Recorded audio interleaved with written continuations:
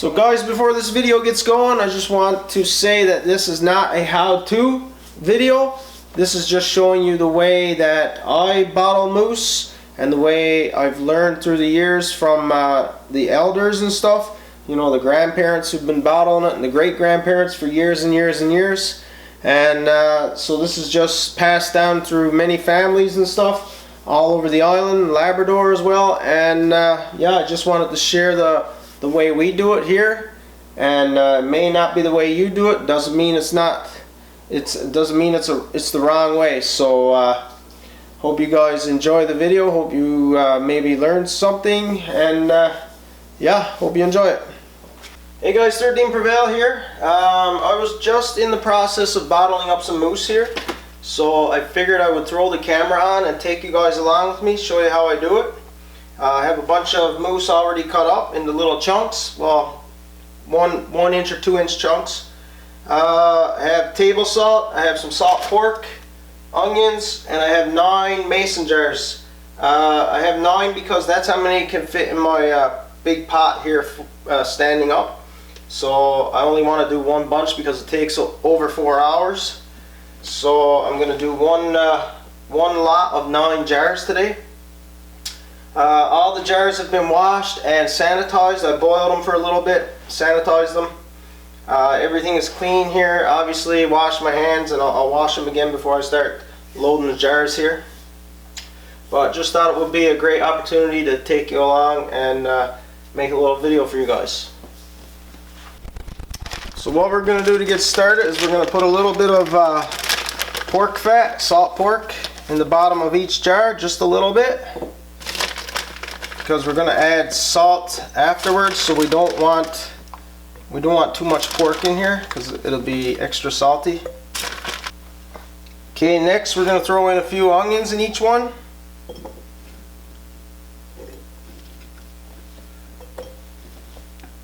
Okay, now we're going to take our cubed moose meat here and we're going to fill it just about up.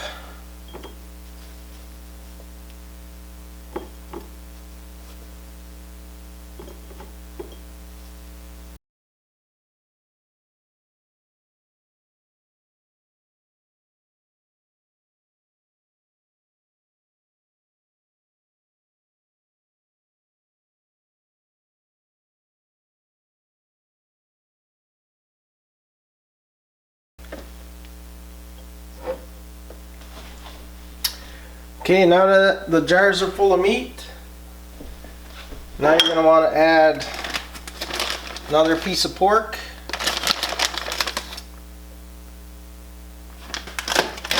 And some more onions.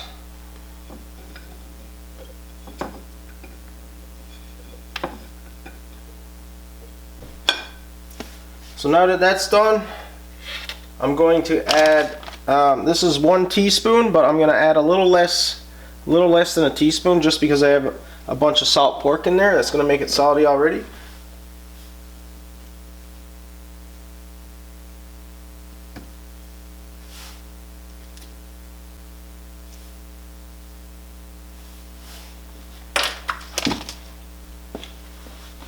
So now that the ingredients are all added to the jars here, I'm going to go ahead and add the water.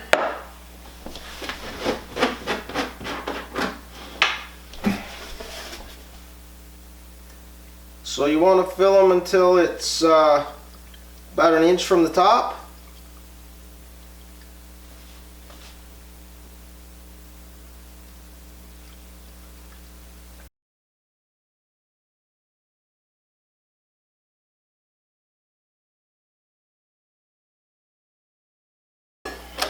So it's also a good idea to just root this stuff around. Make sure you get all the air out of there, all the air pockets.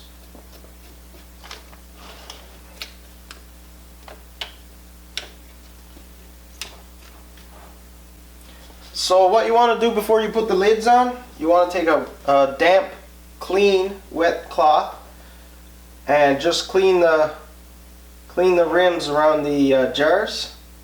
That way when you put the lids on, they'll seal nicely.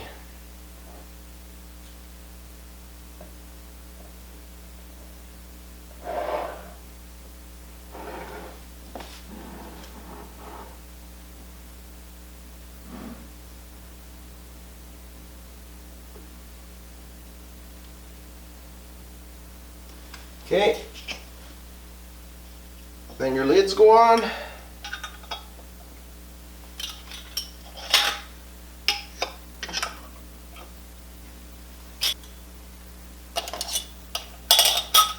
Your rings. Now this is the important part. These just go hand tight like that.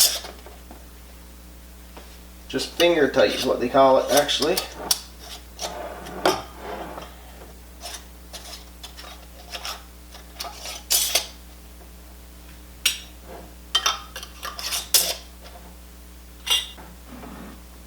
There you go. So they're ready to go in the pot. What you're going to do when you put them in the pot of water, you're going to put it up to the bottom of the neck of the jar.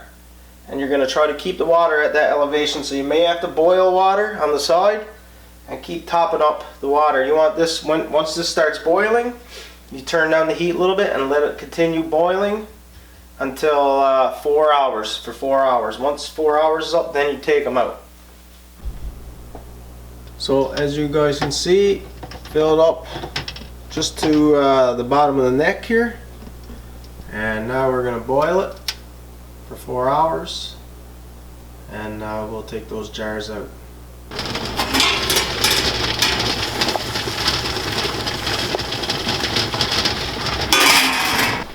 So guys, I went ahead with the leftover meat I had. I got my grinder out there and decided to make some moose burgers for supper.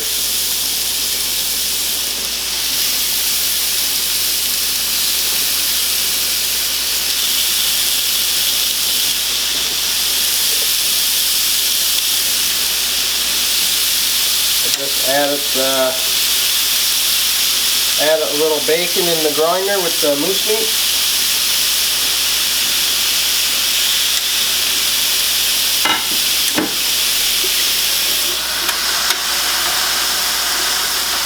Gonna be good.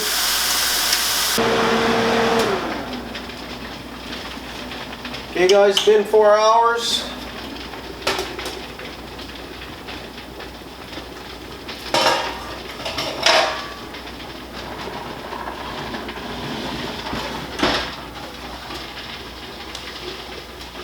I'm going to drain some water out of here. I'm going to drain some water out of here because I don't have a jar lifter, the proper tong things to lift the jars. So I have to drain some water out of here first. Then I can get my hand on a jar and be able to lift it out safely.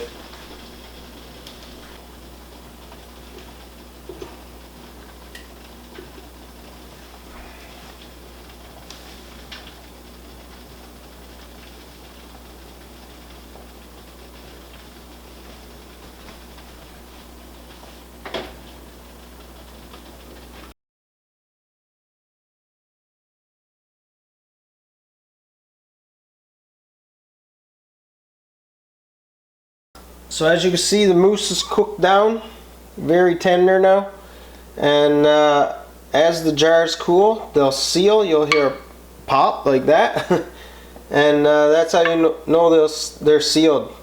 And then you just go ahead, tighten up the lids.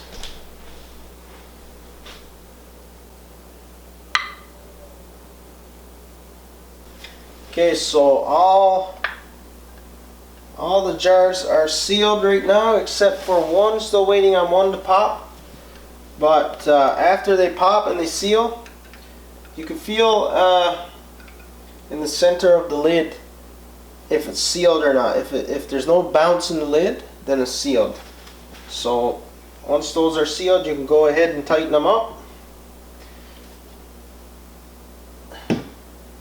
Now I know some people are going to say you should only use a pressure cooker and stuff like that when you're jarring meat, but this is the way I've always done it. This is the way I've learned from people who've done it for many years here in Newfoundland, and I've never had any problems with it. Meat has lasted a long time.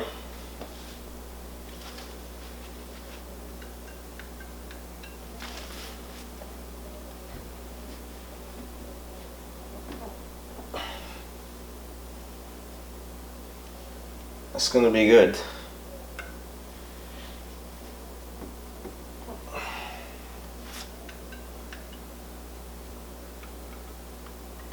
Oh, it feels like that one is sealed now, so they're all good now. These jars are still super hot.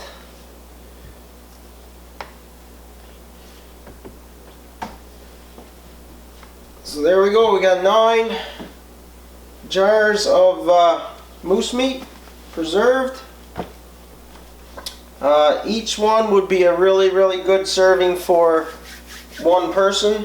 You know, if you had some mashed potatoes or something, you just open the jar, dump it in a pan, warm it up, or you could even eat it cold out of the jar.